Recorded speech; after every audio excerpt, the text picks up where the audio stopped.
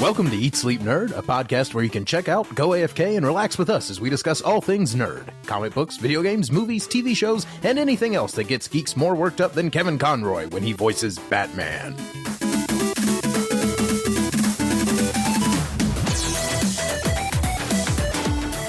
Welcome to episode number 32. I am your dorky DJ, Corey Winter, and as always, I am joined by my nerdy brother, Josh Winter, and our geeky friend, Jason Summer, and we're also joined by special nerdy guest, Christian James. In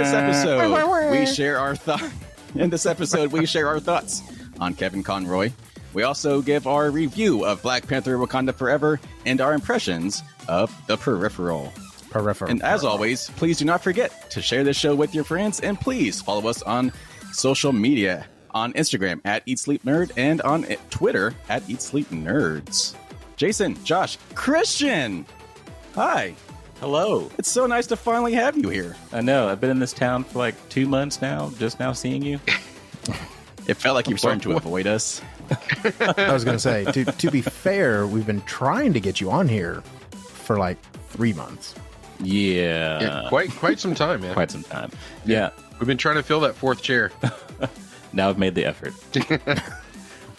And I need the audience to know the struggle we just had to try to get a 4-person setup going for this podcast, specifically 3-person in person and 1-person remote. That was the most ridiculous thing I've ever tried to do, because it should have just worked. It should have worked. We have a 4-input There's really no reason for it to interface. Not work. Yeah. We had headphone amps. We had everything. It should have just worked. That is like a tech person's nightmare, when just things that should work just don't work. So we have Josh and Christian in the same room in the house. Corey is in a separate room in the same house. And of course, well, I'm out of state, but Live via satellite. Far, far away. live via satellite. And I want to note, if Jason was here in person, This would not have been an this would issue. have been so much easier. Or more of an issue. Yeah. That's true. It may have just burst into flames and that was it. So Christian, thanks for joining us. One of the things I was thinking about, though, when we first started this podcast, we all talked about, or we all let everybody know what our favorite go-to superhero is.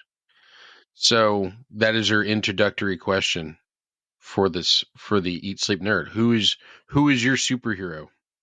I've always said, like, in the beginning, when I started like following superheroes and things like that, wasn't necessarily just one, but a group. Okay. If any of you out there can guess, it's the Green Lantern Corps. Ooh. Okay. I was going to say Sailor Moon.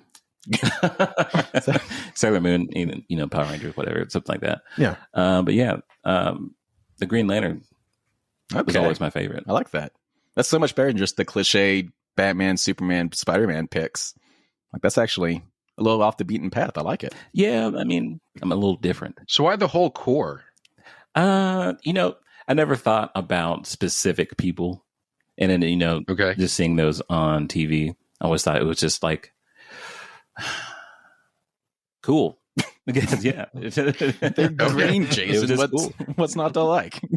No, it's Define your love for Superman, Jason, right now. okay. So, I could do this. You know this. Now I will call that one. I actually have a thesis. Hold on.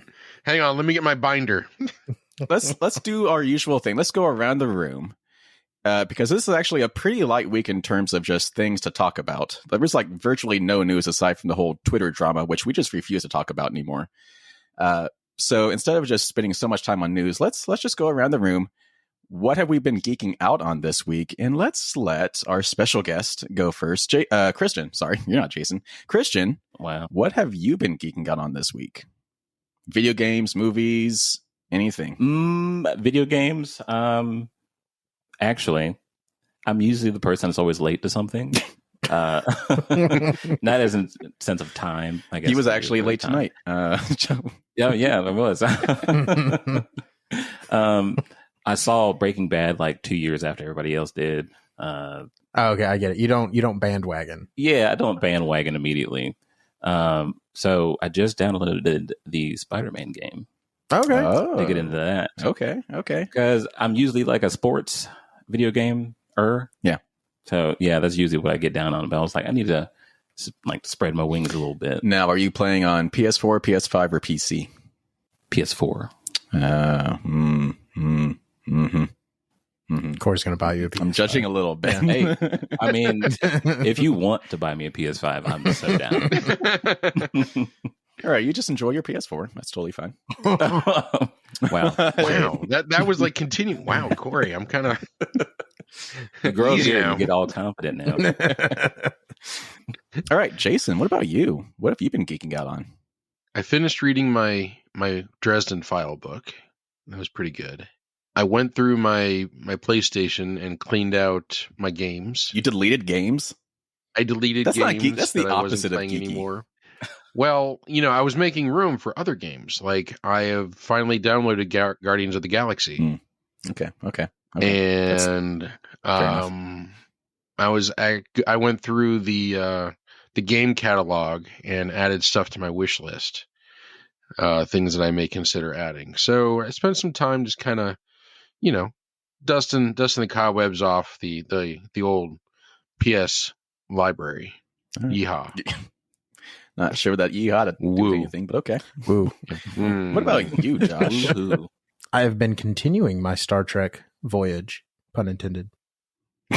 Decided to go the other way, though. I decided to get out of the Next Generation era, take it back, way back to Enterprise, which is texturally the most different of all the Star Trek shows.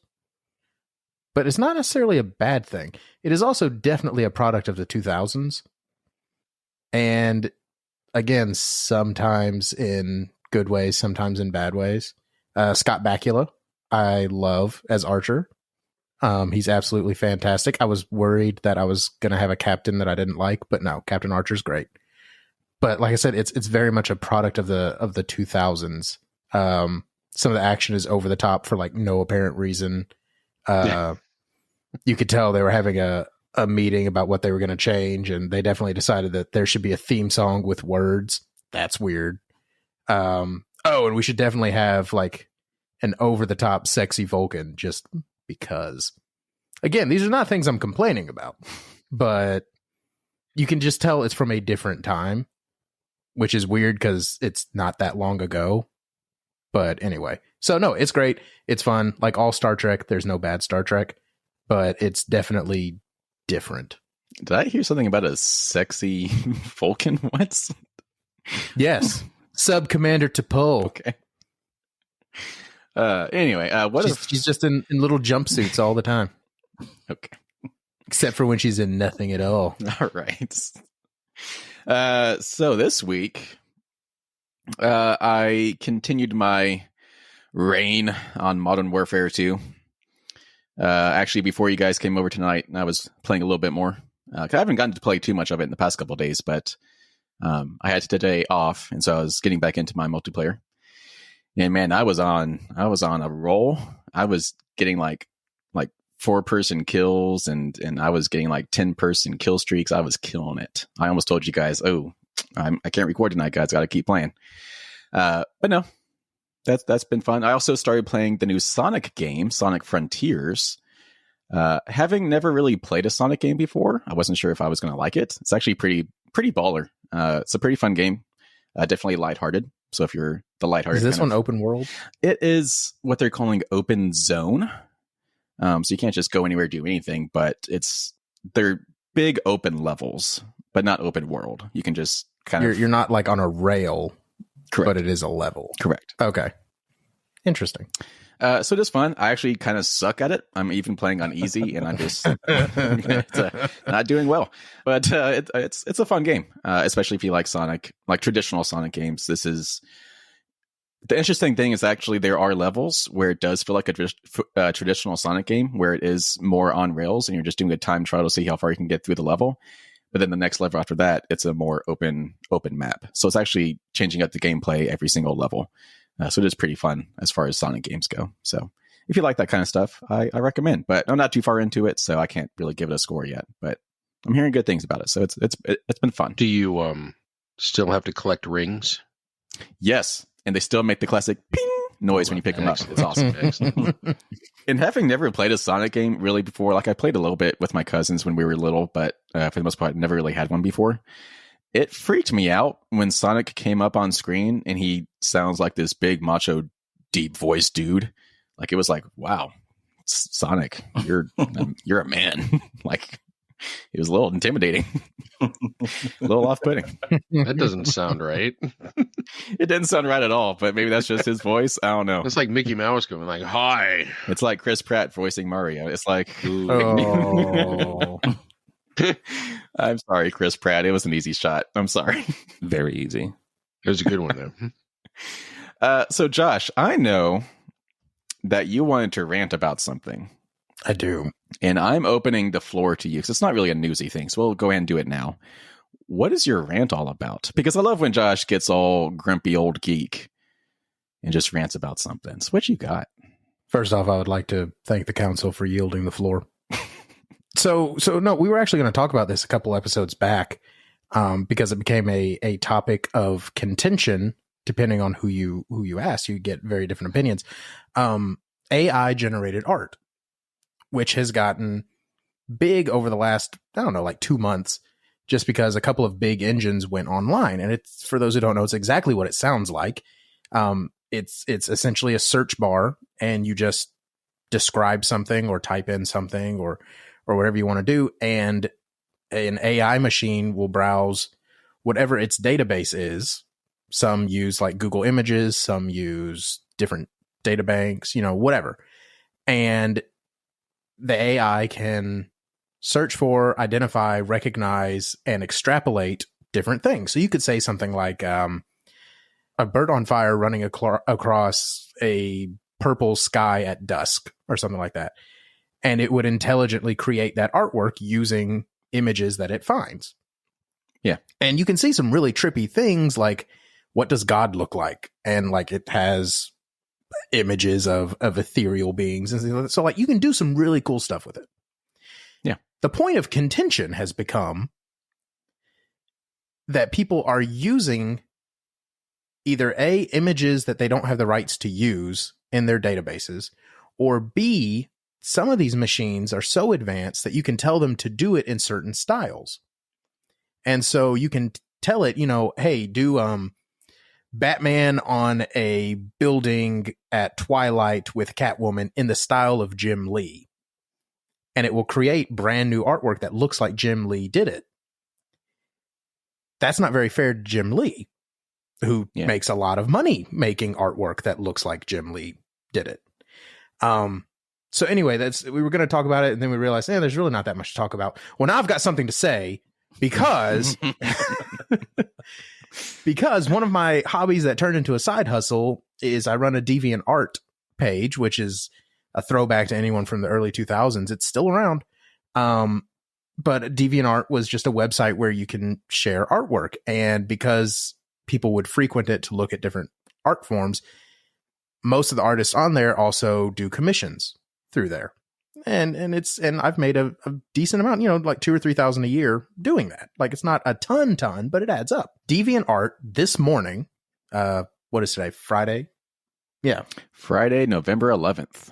Without telling anybody, launched a AI machine on their website that will use your artwork to create images. This is not something that you opt into to allow your art to be used. It is something you have to opt out of. By default, they are using my artwork in their engines. You can opt out of it, but you have to do it in the settings of each individual piece of art that you've posted. Wow. They made it as difficult as possible. I have over 700 pieces of art on DeviantArt. I am not going to do that 700 times. First of all, 700? Yeah, I've been doing it a long time.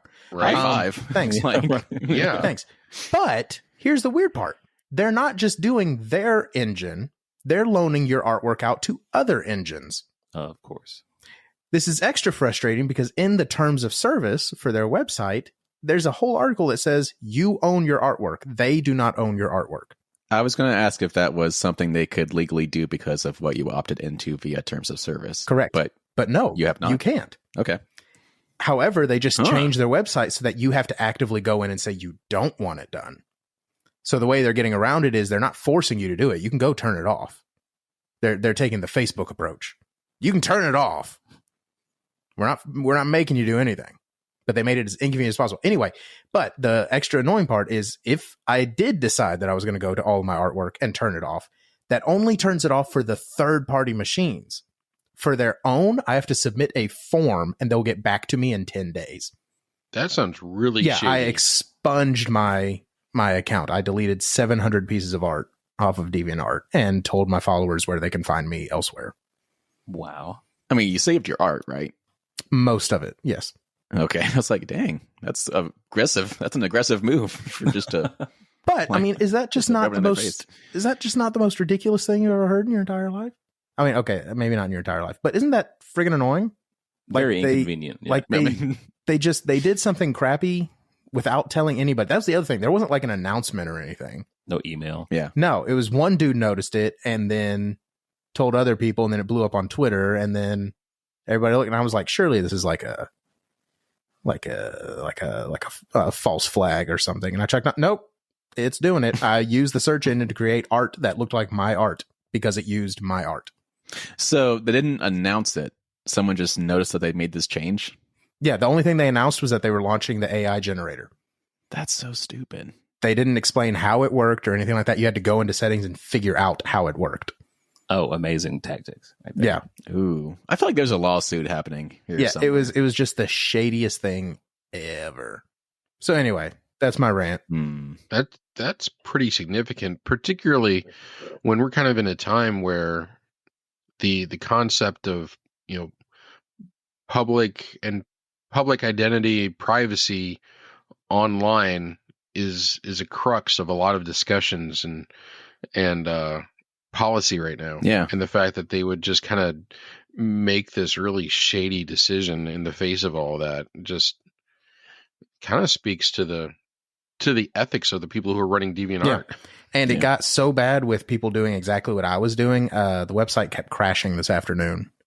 While I was doing, like, everybody was on there purging and getting rid of stuff. It's the mass exodus. It was nuts. Well, that sucks. Yeah, I hope they get it back together, because there isn't really anything else that's particularly comparable to that sort of place. So yeah. And the reason it stuck around so long was because they weren't over regulating or forcing you to do certain things or saying they owned your art, or then they just kind of. Is this where something like Patreon or that's OnlyFans would come in handy? Yeah, that's one of the places I told them they could find me, which has always been my thing. Hey, if you want to just OnlyFans.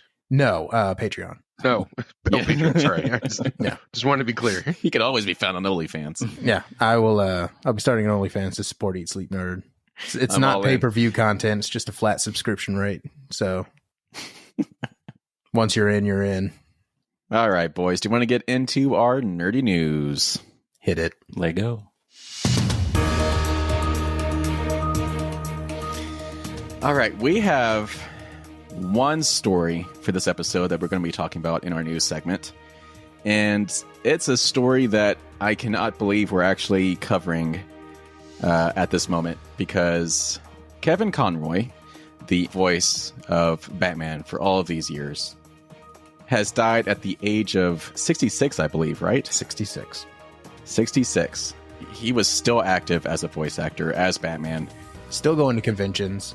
I guess we just want to take this time to share our thoughts about Kevin Conroy, what he meant to us, specifically in our childhood, because he was such a big part of our childhoods. But even in our adult lives, he still played a big part in what we're enjoying.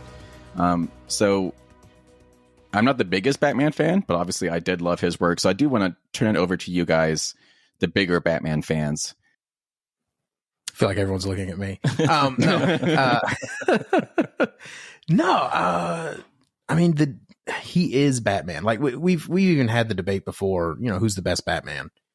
And I think when someone asks that question, you automatically go to the movies and you think of your best live action Batman. By the way, it's Affleck, just for anyone who's wondering. But Keaton. but the real answer for me has always been Kevin Conroy. Like we even talked about that during the Peak Geek debate, where like when I read Batman comics, I hear Kevin Conroy's voice in my head. And the Batman animated series is like the show I could remember going home and watching after school and after daycare and after, like, that is the earliest show I actively remember going home to watch. Like, I know I watched things like Blue's Clues and stuff like that before that, but Batman is the one I remember. And he really did become iconic. And for a long time, he was the only person that voiced Batman. Like, period. Yeah. Full stop. They just did not hire other people. He was so perfect. And the best thing about him is he was basically my age when he started. Like, almost dead on, because it was 30 years ago. He's 66. I'm 33. So, yeah, he was barely older than I am now when he started doing the voice of Batman. And as his career progressed, like, especially by the time we got to the Arkham games, like, his voice only got better as Batman. It got deeper, it got gravelier, it got better. So no, like, it is in a very sad way, it feels like Batman died a little bit today, because there will not be anything new voiced by Kevin Conroy. Yeah. And it's just upsetting. There have been several celebrity passings this year while we've been doing this podcast, and I believe we've discussed maybe talking about a few of them on this show. But we never wanted to get somber on the show. Like, we always want to keep an upbeat topic going. But Kevin Conroy, he was so important to nerddom that it felt we had to talk about this. His death is so significant because of what he's done as Batman that it felt wrong not to talk about it. So with that in mind, we are aware that this is a little bit sadder of a tone than we usually have on this show, but it's well deserved. So Jason, please take it away again. I remember when this first came out, I guess, was it Batman, the animated series came out in 93? 92. It is almost exactly as old as Corey is. 93, that time frame. And I remember thinking how amazing it was with this mix of 30s Art Deco style, but at the same time it was contemporary, and then Batman, it had the same feel as the Batman movies, but at the same time it was kind of a retro theme. And then when Batman first spoke in the cartoon, it was the new Batman for his animated existence. And it certainly has been, Kevin Conroy's been the voice. We're just saying that, he's been the voice of Batman. Almost for me, it's likening Peter Cullen to Optimus Prime. It's like he is the no voice. one else will ever be Optimus Prime. Yeah, exactly. So I'm glad that we kind of got a look.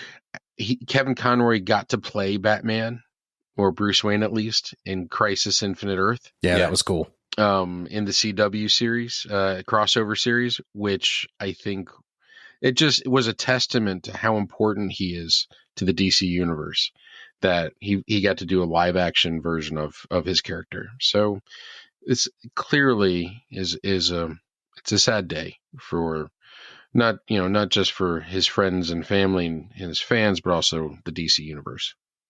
And like, he's not the only person that's ever voiced Batman. I mean, dozens of people have, but he was instantly recognizable as soon as you heard Batman speak. Oh, that's Kevin Conroy. That's Batman. Like the Arkham games, the video games. No other person could have voiced that iteration of Batman because anybody else other than Kevin Conroy just wouldn't have felt right. Yeah. Well, even in Arkham Origins, which is supposed to be in the same universe, they went with different actors. And that was a common criticism in the reviews, was just, like the guy did fine, but it didn't sound like Kevin Conroy. And that brings us to the whole thing, like, would people be upset with a decently accurate voice actor? Like a copycat? Yeah. Like an imitate. I mean, they've already kind of done it. Troy Baker has sort of taken over being the Joker, and he's just flat out doing a Mark Hamill impression. Yeah. And it's good. Like, I think that's what's important, is you can do it, but it has to be good. Yeah. But yeah, I would think that, I don't know, if someone hired me to be Batman, I know I would be trying to sound at least subconsciously like Kevin Conroy, just because that's what Batman sounds like. Yeah. So I don't know. I don't know if they will ever hire someone with the expressed intent of trying to sound like Kevin Conroy. But it's like Jason said, it's become so attached to that character. Even if you hire someone else to do Optimus Prime, they still kind of try to sound like Peter, you know? Downside of being iconic. Yeah. So Kevin Conroy, we love you. We already miss you. Thanks for all of the voice acting you did, all of the Batman awesomeness you did. You will be missed. Christian, by the way, man, if you ever just want to like jump in and step on anybody, like we do that here. So We're totally aggressive here. Yeah, we're aggressive. You gotta get in edgewise. Oh yeah, It's yeah. like whoa, wait, I want to say this. Yeah. Love If you need throwing to- blows. Yeah, if you need to Kanye somebody, it's okay. Oh, well. Oh, Yeah. Like, I'm going to let you finish. But speaking of which, I'm going to let you finish. But my Batman, Uh-oh. Michael Keaton. Oh, Whoa. Michael Keaton all day. Whoa. Thank you. All Yes. Whoa. All right, I'm giving a virtual fist bump. for- Right on. Yes, fantastic. When I think of Batman, Michael Keaton. Like the whole like shoulder turning to look behind him thing. Yeah, my Batman.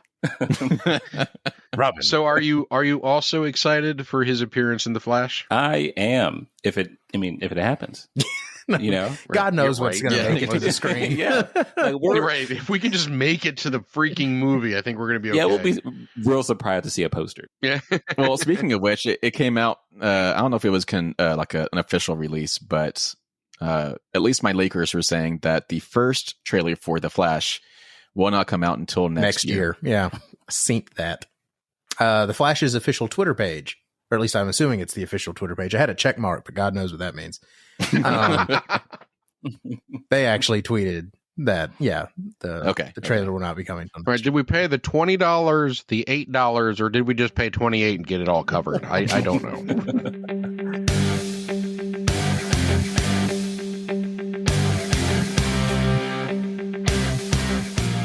All right, let's get into our nerdy reviews and impressions segment. On this episode, we will be talking about our impressions of Amazon's The Peripheral. It's on Amazon, right? Is that right? Amazon, yes. That's where I watched it. So. We will also be doing a spoiler review of Black Panther Wakanda Forever. So let's start with The Peripheral. This is one that Jason brought to us to at least give one episode a shot. And we went ahead and asked Christian to join us with this because we knew he'd be joining us this episode. Yeah, and we watched it. Kind of wish I hadn't. Really? I mean, I feel a little different about it, Jason. Like it was, Okay. It started out me thinking like to myself, like, why are we watching this? But then it ended pretty nicely. Right? That's actually a good way of putting it. Like by the end of the episode, I agreed to give it another episode. But the first like 30 minutes, I was just kind of like, there's literally nothing special going on here. And they actually almost lost me right out of the gate when everyone had a terrible fake Southern accent. Because as someone who has lived his entire life in the Deep South, that's just not what we sound like down here. I mean, okay, don't get me wrong, there are some. But generally speaking, so I don't know. It was right out of the gate. I was just kind of like, oh God, here we go. I was just bored. And I did get a little bit more intrigued, yet as Christian was saying at the end. So I think they do have me on the hook for one more episode. I'm seeing that it's actually getting pretty good reviews and stuff. But Josh and I noticed that I think it was IGN. They put out a review. It was the first 6 episodes that they reviewed.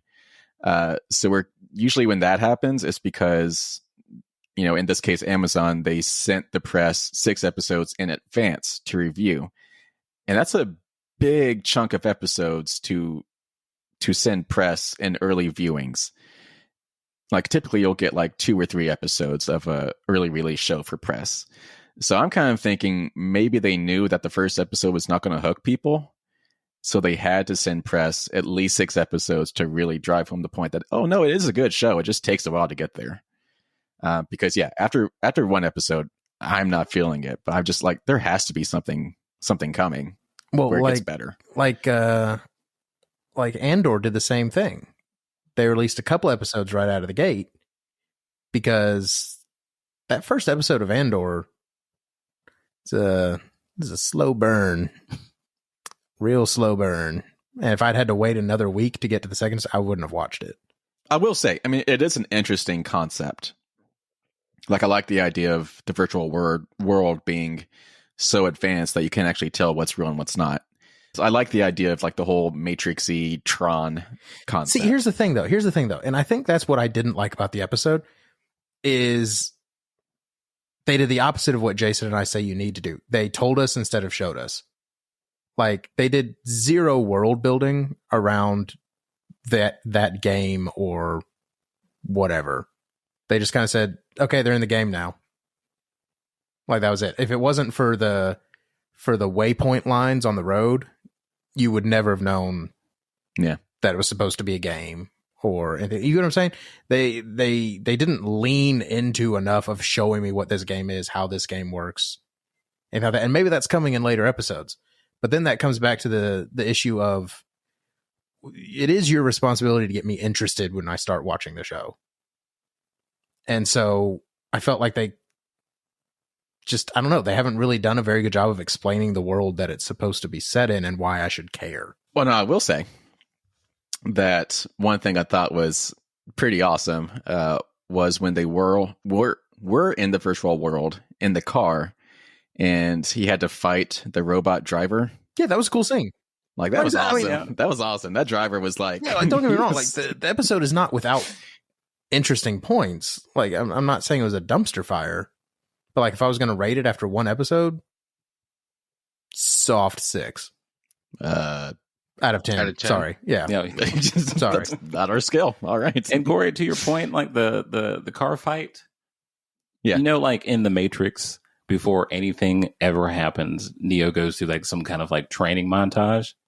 Mm-hmm. None of that happened in this episode. No. He immediately knew how to fend off this robot. Well, I wasn't saying what he was like the human was doing. I liked the robot that was fighting. Like, he was driving while also punching the crap out of this guy. That was awesome. His mechanical eyes on the road.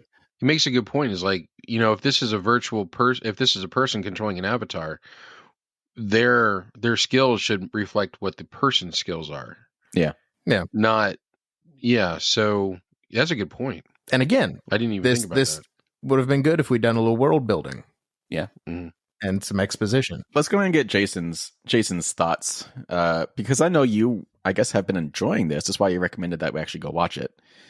So not to poo-poo all over something you're enjoying, but how do you feel I'm kind of used to it with you guys. Okay. And I said that the other day. I was just like, I feel bad because I feel like everything Jason tells us to watch, I'm just like, this sucks. No, it's okay. I like that you guys are willing to give it a shot. That's all I ask. I can't make you like it. You guys can be wrong all day. Whoa. Whoa. Well, no. So, I mean, why do you like it? I justify your opinion. I like, yes. So, I do have a slight fascination with kind of the dystopian, post-apocalyptic, story settings, Mhm.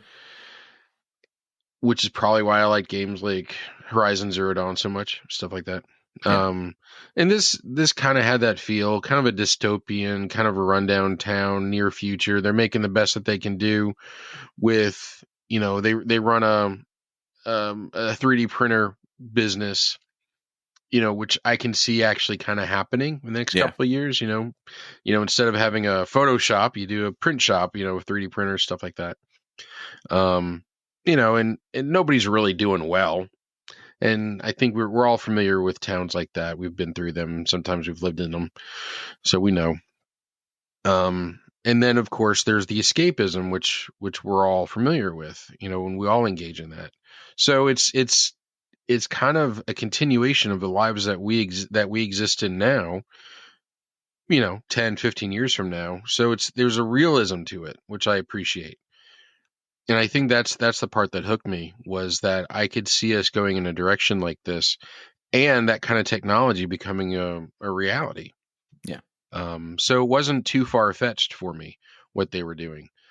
And of course, the hook at the end, when you realize that maybe that they weren't actually controlling a virtual avatar, that they were controlling an actual avatar all the way across the world, in France, Britain, or Britain. Not America. Yep.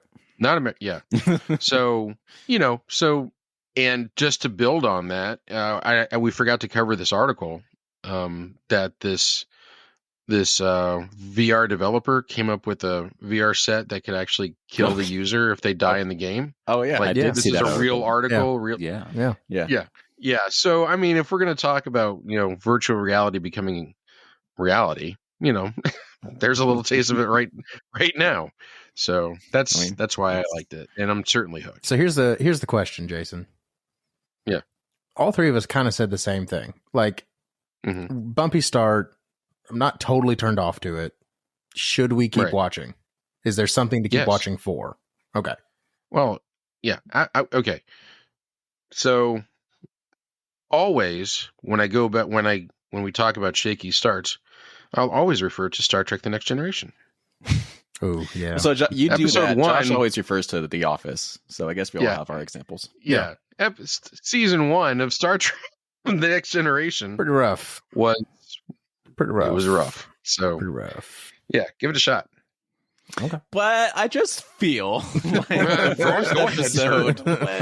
first episode has to be what hooks you, because like I don't want to watch 5 seasons of a show because it gets better. It never got better. So I mean, get me on the first episode or don't get me.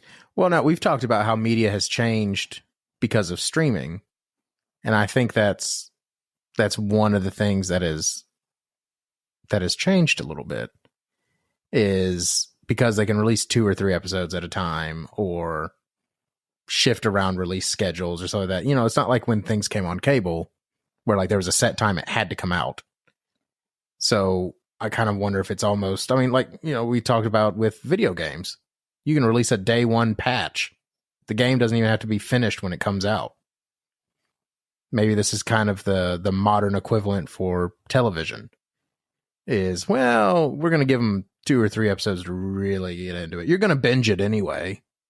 But it's almost like that time that certain shows will, kind of like this, that bumpy start ends decently well, and then you're annoyed that you might have to continue. Yeah. I thank you. I am annoyed like that. I want to have to keep watching. It was a great ending, so we're just like, I might as well find out what happens. Yeah. That's kind of how it went. So how many episodes have you watched, Jason? So I have actually watched 1. Oh, you were making it sound like you've seen at least 3 or 4. Okay. Someone turn off Jason. This was a bamboozle. You bamboozled me. Bamboozled. I never said I watched more than 1 episode. So are you going to keep watching? Absolutely. Okay. Well, here, this is actually a good opportunity to do something. Okay. I think we're going to try a new system for TV shows that release on a weekly basis. I think we give our initial impression score, and then we circle back around at the very end of the season and give our final score. See if it changed at all throughout the entire season. Does that sound cool? That could be fun. Yeah. Let's try that. So the Peripheral. Christian, we are adding you to a spreadsheet. You are spreadsheet official. That means your soul is now captured in Excel. You might say he's excelling as a guest host. It's actually not Excel, but that's fine. Oh, is it numbers? Are you on the Mac? Google, whatever. Google, yeah. Oh, Oh God. What do they call it? Cells or something? It's just sheets. Yeah. Oh, sheets. That's what it was. That sheet's real.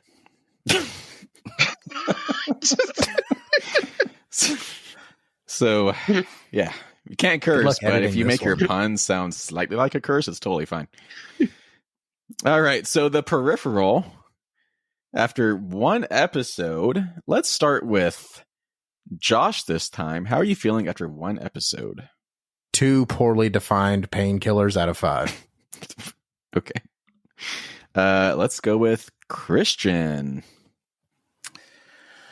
I don't think I'm that harsh on it. But to go back, I am like, I kind of want to know what happens next. So, I'll give it a 3 out of 5.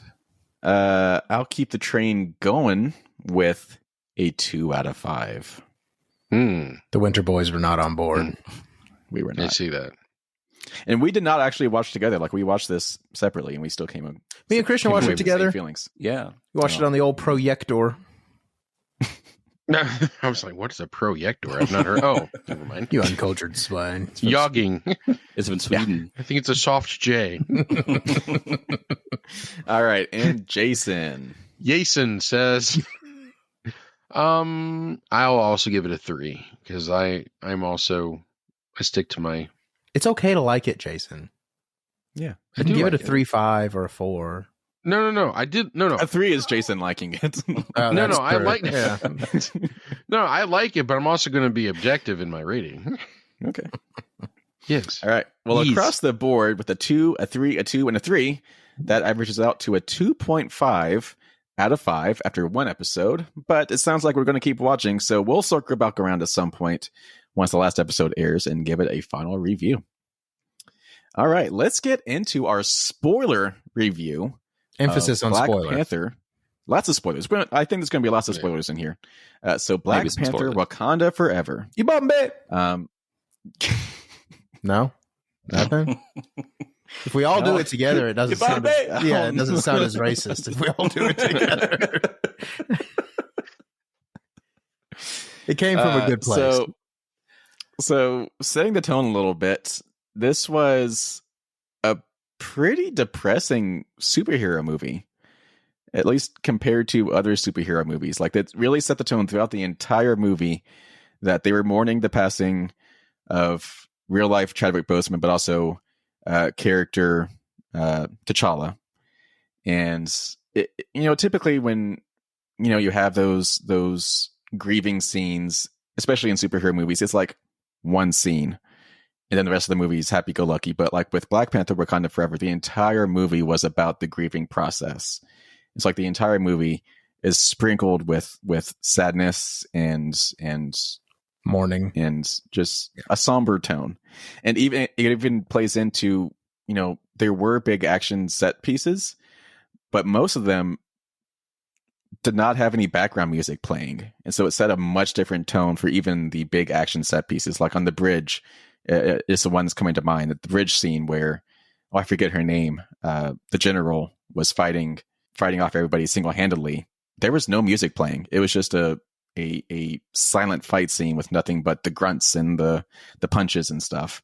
I think it just kind of, over the entire movie, a lot of the movie was like that, where there was not a lot of music because it was a very somber movie.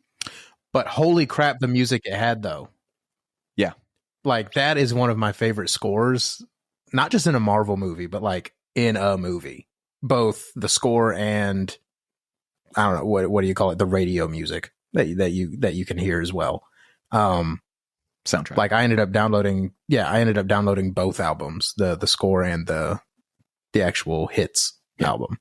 But yeah, sorry, that just sprang to mind, and I just wanted to say it. Like, No, seriously, totally fine. like, phenomenal music. Yeah, no, I was just gonna wrap it up by saying it was a very beautiful, just a beautiful film as far as being a superhero film goes. Like, it was serious, a very heavy topic, but done extremely well.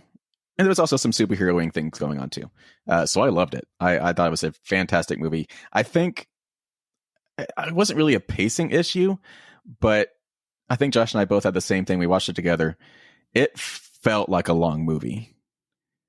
Like, by the end of it, we're just like, oh, okay, let's go home. Like, we were drained. Like, Yeah. Not because it was bad. It was just like, there were times when it just not really dragged on, but it felt like a long movie. Well, like you said, it's a heavy movie, right? Yeah. Like a heavy 3 hours feels like 3 hours, even if you're enjoying it. Like, Schindler's List is on the 3 hour point, and you feel every minute of that 3 hours. But it's also one of the greatest films ever made. So, I mean, it can feel long, and I don't mean that in a bad way. But yeah, it did feel long. I will say, kind of piggybacking off of your somberness thing, one of my absolute favorite things about the movie was how T'Challa died. Because they did not make it a big superhero fight, or he got killed being Black Panther, or so. He got sick and he died. Yeah. Like that in a very sad sort of way was actually a very important thing to do. In a very somber sort of way, I think it honored Chadwick Boseman better than anything they could have made up character wise for what happened to T'Challa. And it's just it in a weird way it grounded the story and made it more impactful than anything else they could have done. It wasn't anything heroic. It wasn't anything. He got sick and he died. Like, that's in a weird way that actually touched me really, really hard. And I remember when they first announced that this is what the movie was going to be, that was actually on my wish list of things that I hope they did. Was the best thing they could possibly do would just be, no, he got sick. In a weird way, it makes the characters more real. Just because you're a superhero doesn't mean you can't get sick. You're still going to die one day. And he went earlier than we would have hoped. Yeah. And that's one of the cool things that Ryan Coogler does. Like you said, there was not a lot of music. It seemed like a really long movie. Mm-hmm. But he's really good at letting you sit in the emotion of the film. Mm-hmm. Yeah. And it brings you in to the movie. Yeah, he took his time. Yeah. It was really fantastic. And like you said, the way that they portrayed his death was probably the best way he probably could have done that. Yeah, like it would have felt cheap by comparison to try to do something else. Yeah. Especially since anything else would have involved like body doubles or CGI doubles or something like that. Because if Black Panther dies in a fight, you're going to have to show it. You know, it can't be something that happens off screen. Or it feels even cheaper. And I was kind of scared they were going to do that. Yeah, like that's what I'm saying. Like I was very much, I wanted this to be how they did it. And I'm so glad they did. I didn't think they were going to do anything, and I thought they were going to kind of address it off screen. Mm-hmm. Like maybe it was an illness or something, something else, just not something that was part of the movie. Yeah. I really like that they dedicated the first, the cold open of the movie and then the Marvel logo to Chadwick Boseman. And that Marvel logo intro was haunting. Yeah. It felt like it was running slower, but also there was no music. Like, that was haunting. Yeah, every time Marvel drops the music from the logo, it's about to get real. So I was in absolute tears by the end of the Marvel logo. Yeah. 20 seconds into it. Yeah, crying. I was like, this is it. I was like, I was like, you're already using my shirt. So yeah, it certainly was a send off for Chadwick Boseman and his version of the Black Panther. And it really did send a very somber tone for the movie, which I'm not used to for a Marvel movie. It's there are definitely somber parts of movies, that we've experienced all together, you know, whether it be when Aunt May died or when Tony Stark died, or, you know, spoilers, Tony Stark dies, by the way. If you haven't seen the whole MCU yet, that's on you. Right. Yeah. You are so what movie? behind. This was movie 30, right? As well. Wasn't this movie 30? I think so. Something like that. I think I read somewhere that this is the 30th movie. So yeah, so I was I think the fact that scene shadowed reality, you know, it was like you guys were saying, it was an illness that could not be cured, regardless of whatever technological advancements that we have right now. It couldn't be cured. And, so it was a fictional representation of what actually happened. And I thought that was genuine. I thought that was genuine and impactful that they did it that way. Well, let's talk about the big old baddie, Namor. Namor. How are we feeling about him? So, I think Namor solved the cliche Marvel problem where everyone always jokes that the bad guys just really aren't that good. And it's like the exception list is always very, very short. Like, generally speaking, Marvel bad guys are not very good, except for Thanos and Loki and Killmonger and now Namor. So first off, shout out to Black Panther for having good bad guys 2 movies in a row. That's awesome. No one else has done that yet. I was halfway expecting for the kind of cliched trope where halfway through the movie or at the very end of the movie, the 2 guys who are fighting realize that there's a bigger bad guy that they got to get together and fight, a la like Batman versus Superman. They realize they got to take down Lex Luthor and Doomsday, and they need to be best friends. You know, stuff like that. That always seems to happen in the superhero movies. No, these dudes fought the whole movie. Like, that's like Namor was the bad guy. At no point did he quit being the bad guy until he literally just agreed to stop being the bad guy. And that was the end of the movie. So I loved that. I was waiting for the cop out where he decides that they're all just going to get along and fight the real big bad guy. No, very end of the movie, he agreed to quit fighting, but he never really changed his mind about what he thought. He's just kind of playing a longer game. So I loved it. And that dude knocked it out of the park. I'm not even going to pretend to try to pronounce his name, but dude who played Namor was amazing. Yeah, he definitely felt like the big bad.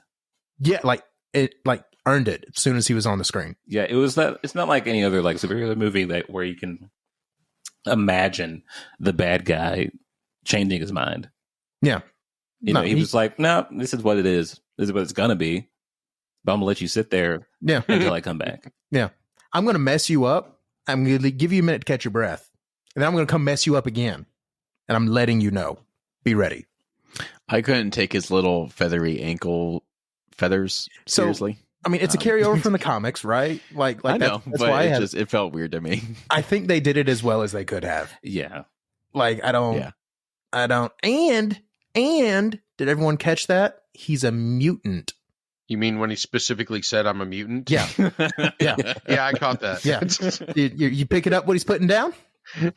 Yeah. Yes. Okay. Yes. Okay. Just checking. Now was he a mutant in the comics? I don't think so. Because I know he was like one of the original comic book characters.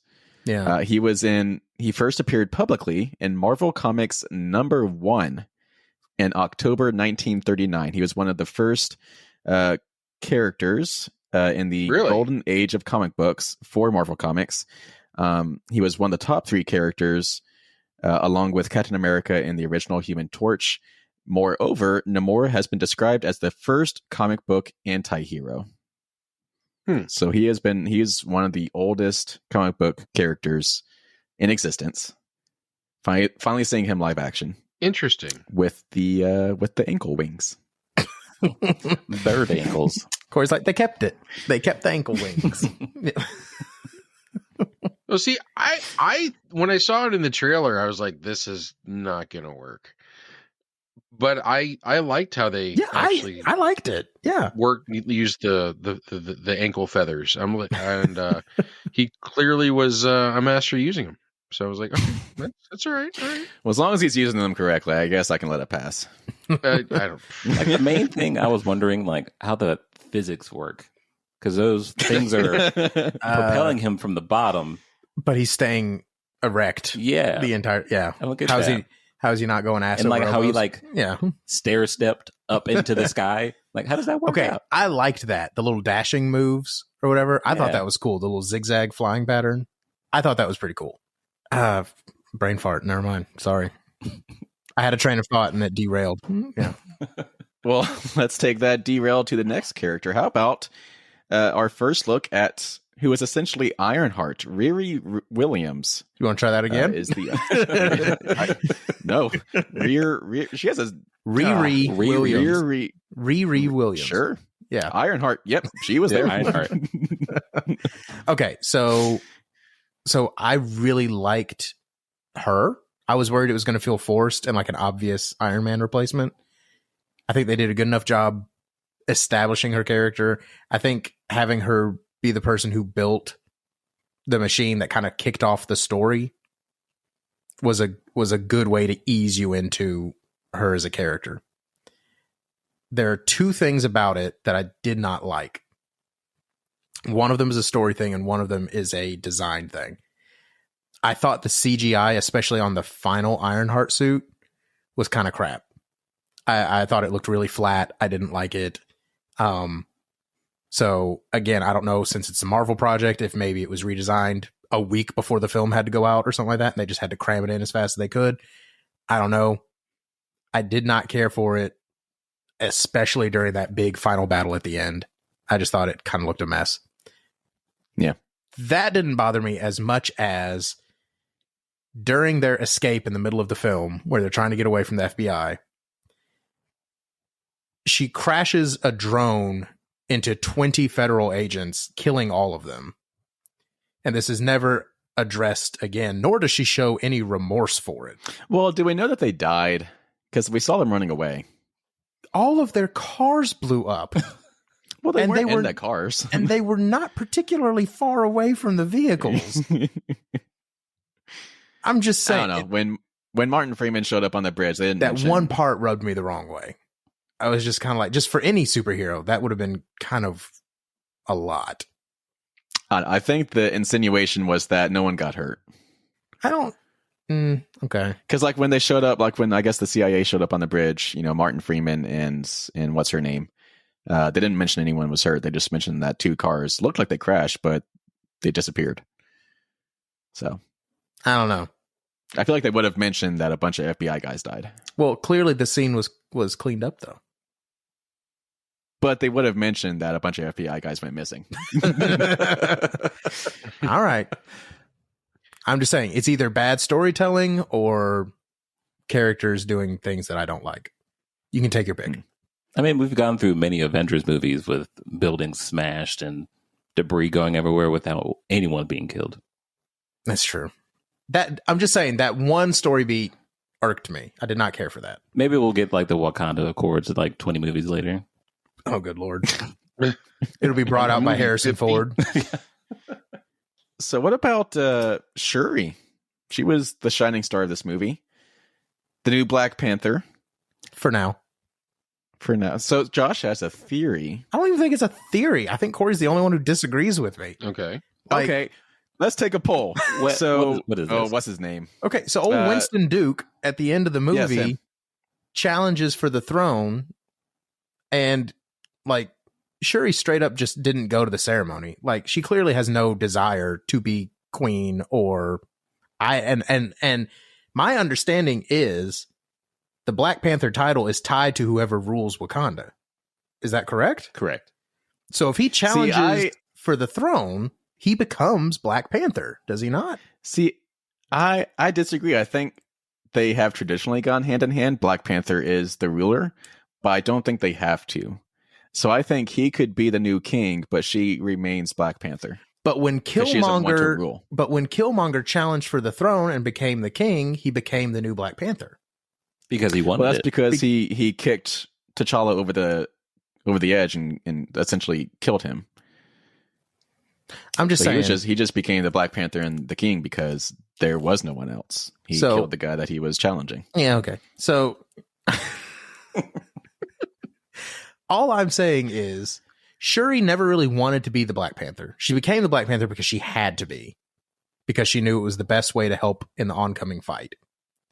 Yeah. She clearly has no desire in defending the mantle, either as Black Panther or as Queen, because she didn't even go to the ceremony. It's not like she didn't know it was happening. And also, she could have waited to go visit Lupita until after the ceremony.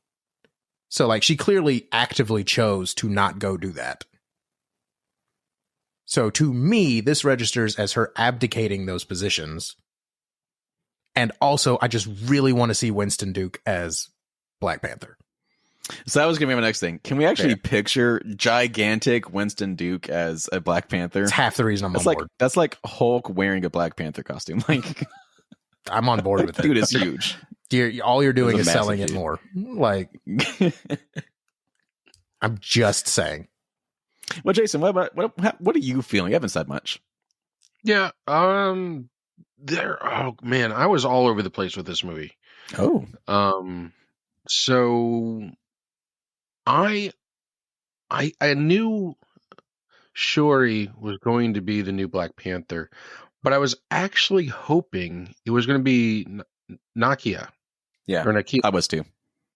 And to me, that would make more sense, as she was the warrior out of the two of them, and honestly, the one with their head on their shoulders a little better than Shuri. So I a little disappointed, but I was not surprised. I liked that they brought Michael B. Jordan back for the cameo. Yeah, that was nice. That was a good one. That was surprising. But I thought it was a good choice because she was certainly not in the right frame of mind. Or she was, let me rephrase that. She was in a vengeful or revengeful state of mind. Yeah. So of course that is the person that she saw, someone who shared those feelings.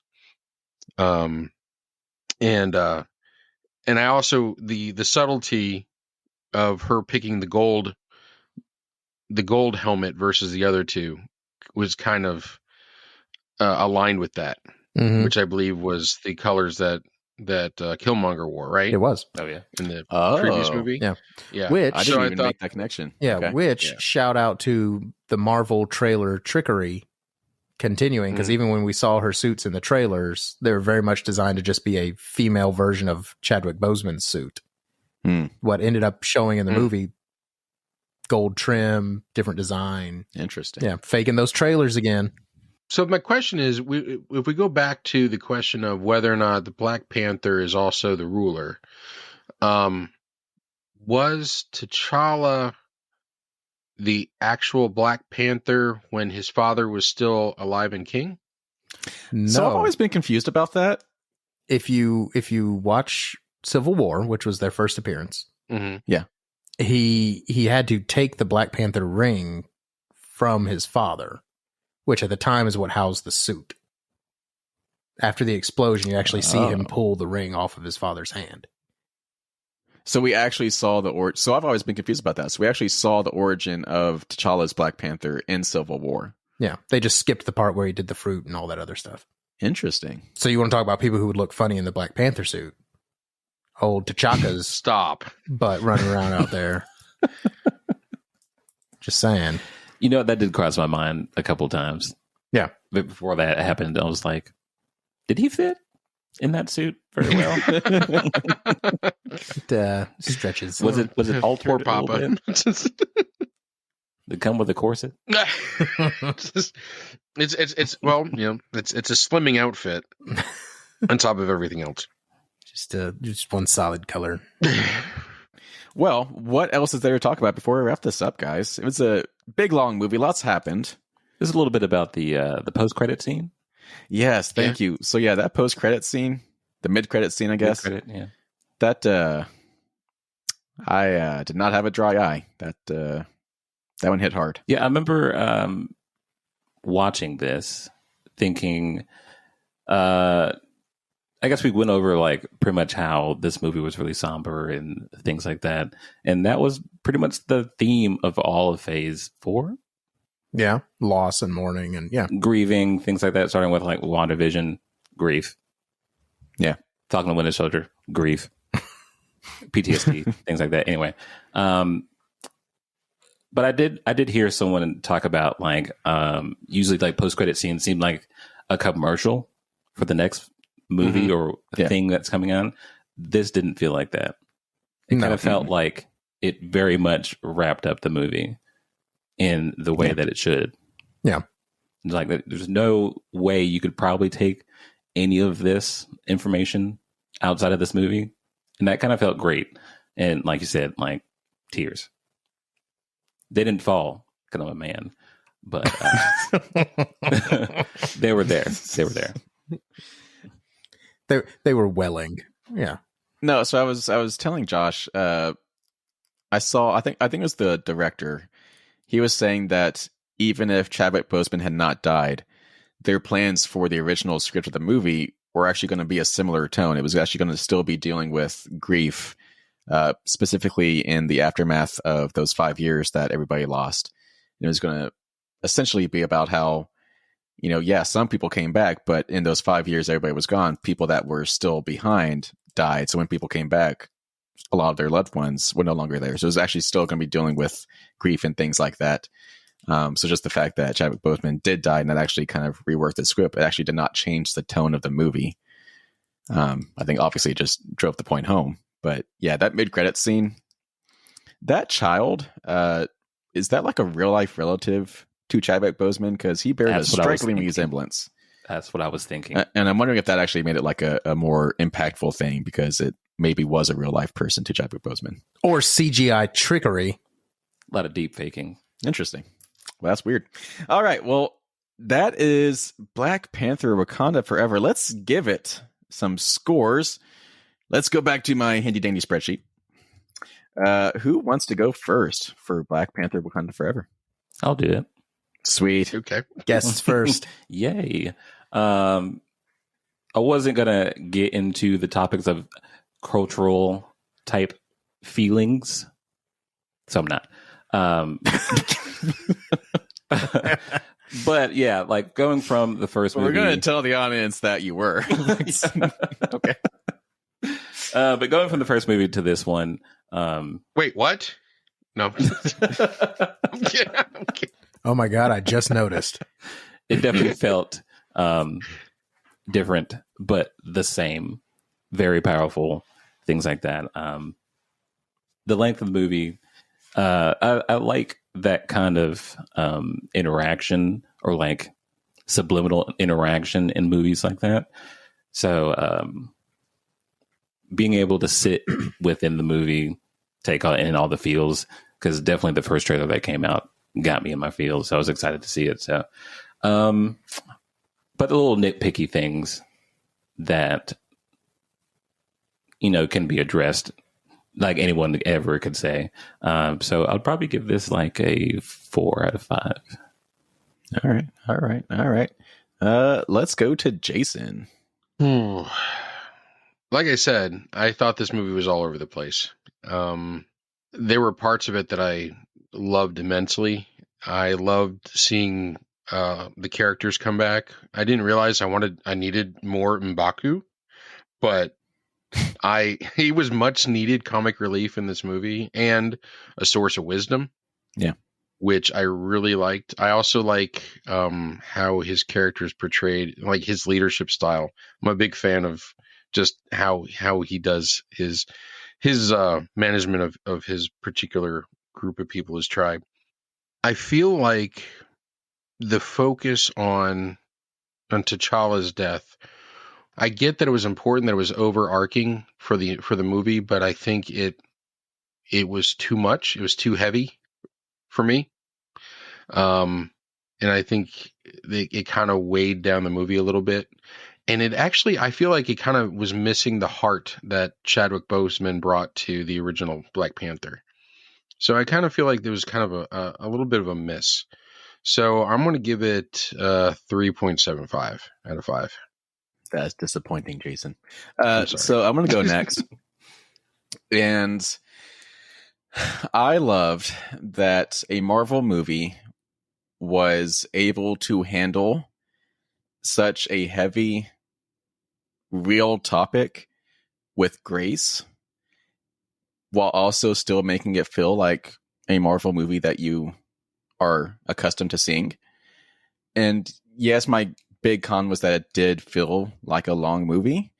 And maybe that's just because we watched it late at night, and then it was, by the time it was over, it was 10 p.m. But that didn't mean I hated it. It was just, it felt like a long movie. But I loved it. I thought it was beautiful. It was weird that we didn't actually get a Black Panther in the movie until like 2.5 hours into it. But no, I loved it. Yet again, the stylistic choices of not having background music playing in places where you typically expect background music, that was a huge, nice touch. The action sequences, while there were few, I thought they were done well. I loved Namor. That was a nice introduction to a new character. Ironheart, I thought it was a nice introduction to her. I think we'll get a much bigger, detailed look at her in her upcoming series. So overall, I really loved this movie. I'm giving it a 5 out of 5. And Josh, this was the first Phase 4, and I guess by definition the last Phase 4 event. I don't know, what do you call it when it consists of movies and TV shows? The first story? I don't know. The first entry in Phase 4. There you go. The first entry in Phase 4 that I felt didn't kind of suck. Like you liked Multiverse of Madness. That's true. I did enjoy Multiverse of Madness. But this was the first one that felt like a big event movie to me. And that's what Marvel is it's event movies. This is the first one since Endgame where I felt like everyone is going to be talking about this. It's that doesn't mean everyone's going to love it, but everyone's going to be talking about it. Everyone's going to see it. Everyone's going to, because like Multiverse of Madness was good, but relatively few people went to see it. Like it was a very niche movie, especially once people kind of heard what it was like. So to me, this was a return to MCU. And maybe it's just because I was missing that. Maybe it's because it really is just phenomenal. I don't know, but I agree with every positive thing that's been said about it. There are a couple little nitpicky things, like there maybe could have been a few tighter spots that maybe drug just a little bit.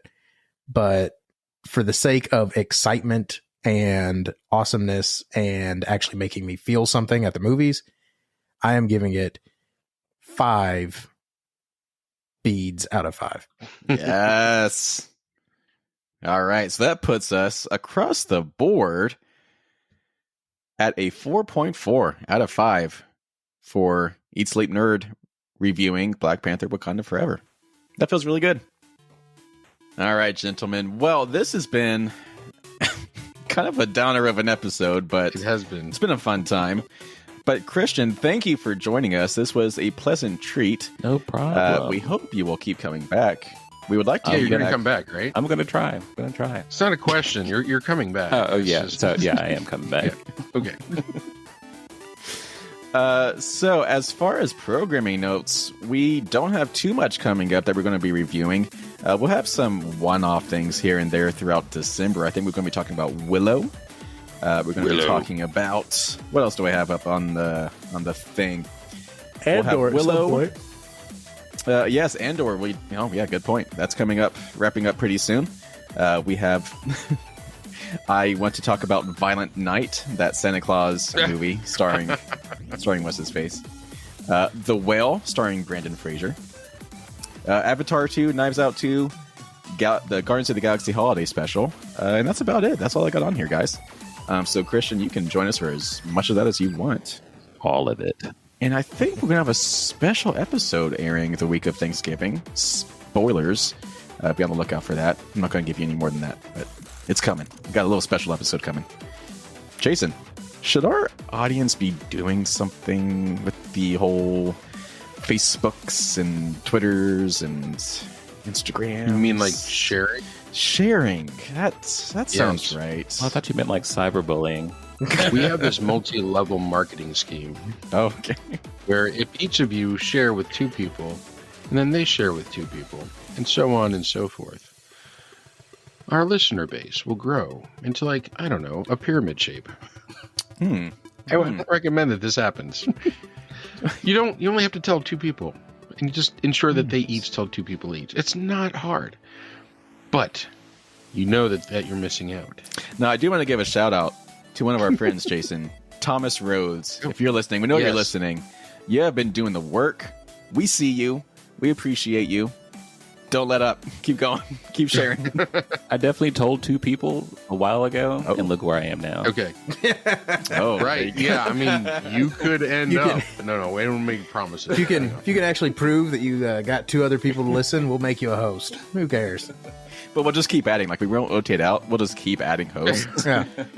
To eventually it's just How like did we end up with 300 hosts? Yeah. Somebody stop me. Well, okay, I'll stop you. So, Jason, aside from sharing this show, what should our audience be doing? Well, I suggest that they eat, sleep, nerd. Take it easy, people.